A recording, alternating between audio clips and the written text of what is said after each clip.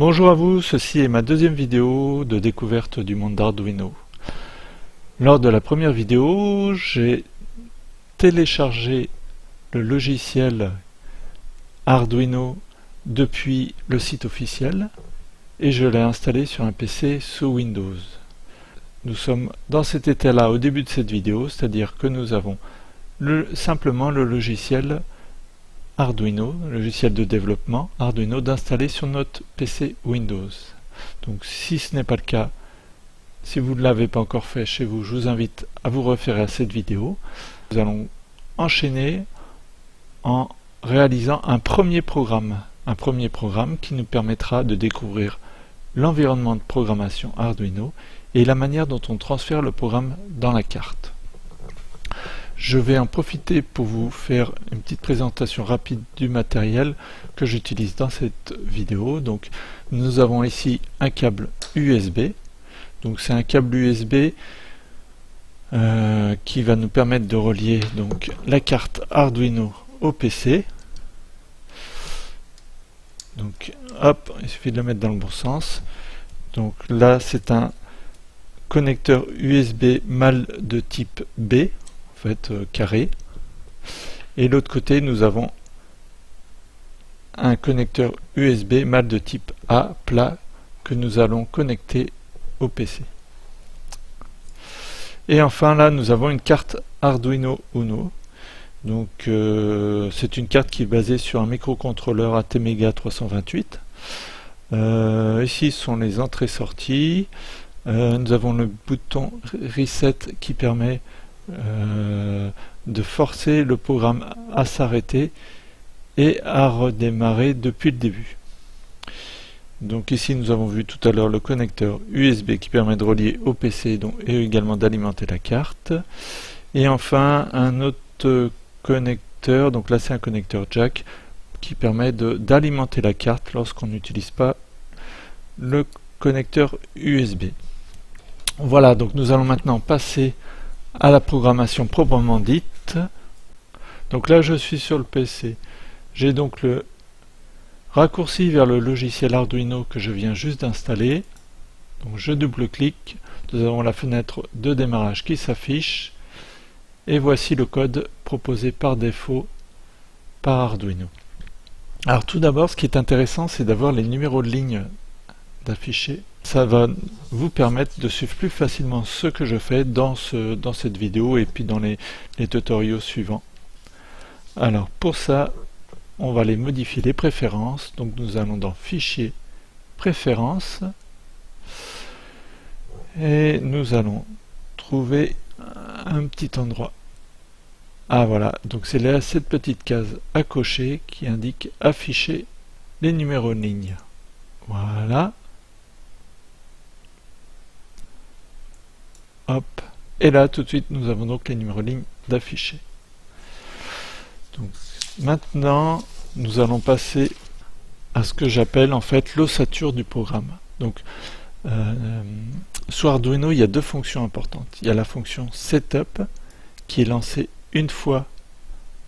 Donc là je vois il y a une mise à jour de certaines bibliothèques qui est annoncée par Arduino. Bon, on verra ça plus tard, je ne vais pas faire la mise à jour pendant cette vidéo. Voilà. Donc, nous avons ce que je disais, c'est que nous avons deux fonctions importantes dans Arduino, pour l'environnement de développement Arduino. La fonction setup, qui est lancée une seule fois, au démarrage du microcontrôleur. Et nous avons la fonction loop, qui est appelée juste après la fonction setup, mais qui, elle, est appelée régulièrement. C'est-à-dire que une fois que le microcontrôleur a exécuté la dernière ligne, donc là il n'y a pas beaucoup de lignes, mais s'il y avait plein de lignes d'instruction, donc une fois que le microcontrôleur a exécuté la dernière ligne d'instruction, eh bien il revient à la première, et ainsi de suite. Donc les instructions de cette fonction sont exécutées en boucle. Donc c'est pour ça que généralement on garde toujours ces deux fonctions là vides comme élément de base de notre programme. Moi j'appelle ça l'ossature en fait de notre programme. Donc là on va d'abord je vais la personnaliser afin de faciliter sa compréhension et puis sa lecture. Donc ce que j'aime bien mettre c'est des accolades ouvrantes à la ligne suivante en début, et puis également je vais mettre aussi des commentaires en français. Alors donc ce que je vais, pour ceux qui connaissent pas la programmation, et donc c'est le public auquel est destinée cette vidéo, donc une fonction commence par un nom de fonction, donc là c'est la fonction setup avec un type. Bon, le type nous rentrerons plus tard dans le détail. Donc la fonction, les fonctions sont déclarées comme ceci, et nous avons ensuite une accolade ouvrante et une accolade fermante. Donc à l'intérieur de ces accolades sont écrites les instructions qui correspondent à cette fonction. Donc là, nous avons des instructions qui démarrent par deux barres obliques, donc deux slash. Elles indiquent au compilateur que ce sont des commentaires. Moi, ces commentaires, je préfère les mettre au-dessus de la fonction. Hop, voilà, c'est tout à fait possible. Et les mettre en français. Ça va être plus simple. Donc, comme je l'expliquais, cette fonction est en fait la fonction, donc la fonction de démarrage, et elle ne s'exécute qu'une seule fois.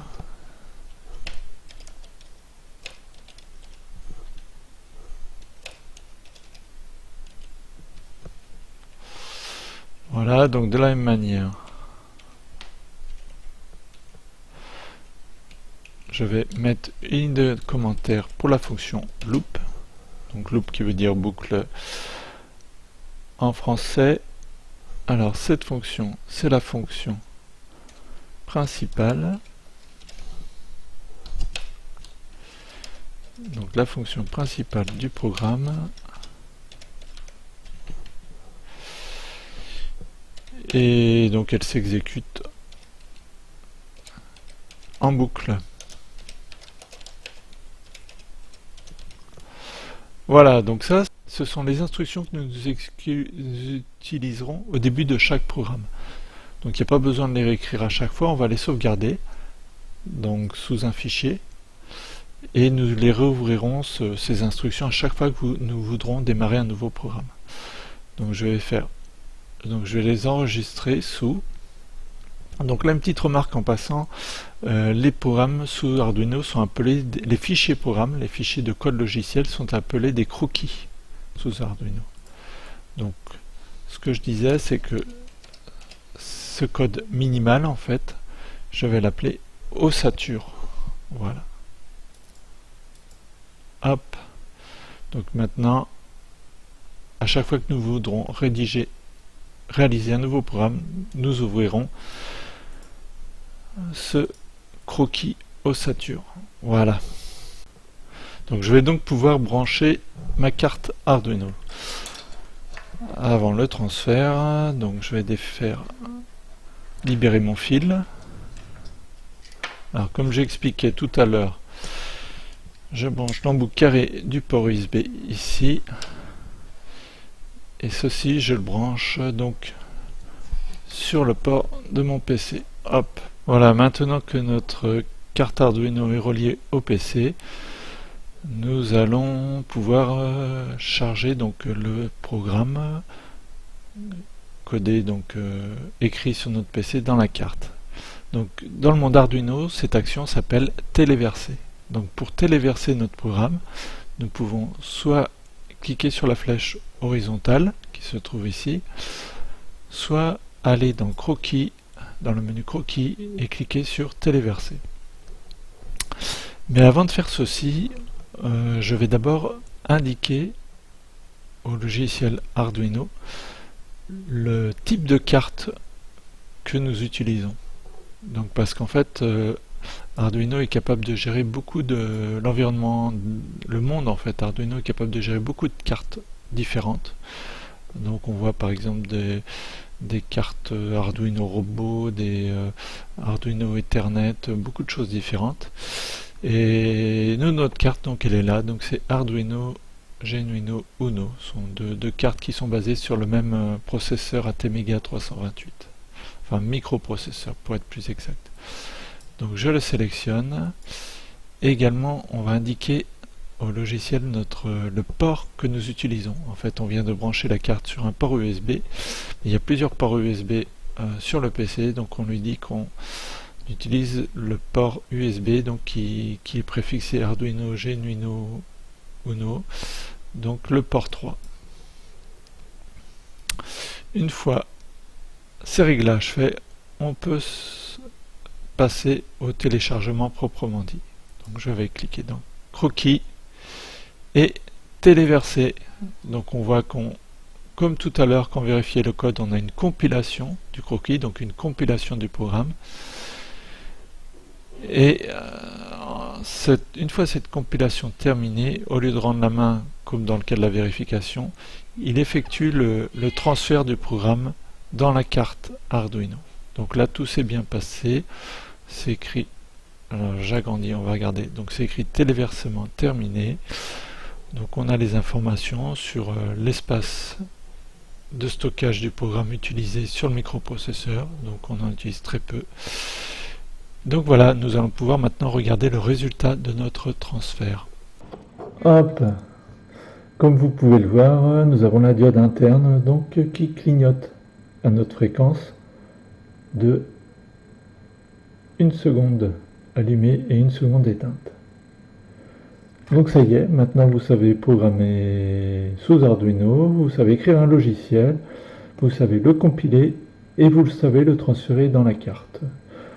Donc nous avons vu les bases d'Arduino, de prise en main de l'environnement Arduino.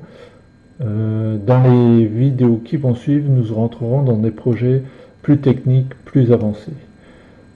Voilà, je vous dis à bientôt.